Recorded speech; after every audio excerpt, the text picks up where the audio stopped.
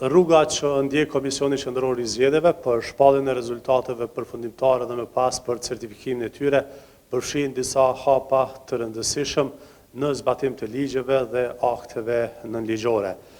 Komisioni Qendror i Zgjedhjeve shpall rezultatet përfundimtare vetëm pasi të përfundojnë këto procese, siç janë verifikimi dhe numërimi i rezultateve në qendrat komunale të numërimit, numërimi në qendra numërimi dhe rezultateve i flet votimeve nga votimi jashtë Kosovës, nga votimi me kusht dhe nga votimi i personave me nevoja të veçanta, si dhe pasi të përfundojë shqyrtimi i ankesave të mundshme nga PZAP ose Gjykata Supreme për administrimin e numërimit. Shpallja e rezultateve përfundimtare nuk e përmbyll procesin zgjedhor, subjektet politike dhe kandidatët kanë të drejtë ankesë ndaj rezultatit fillimisht në PZAP dhe më pas çështja mund të shkojë deri në Gjykatën Supreme.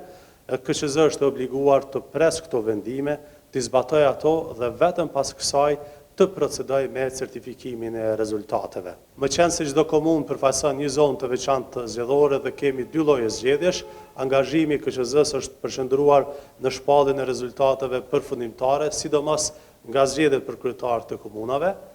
Kjo është e domosdoshme për të respektuar afatin ligjor, pasi raundi i dytë duhet të mbahet 4 javë pas raundit të parë, e që në këtë rast është më 9 nëntor.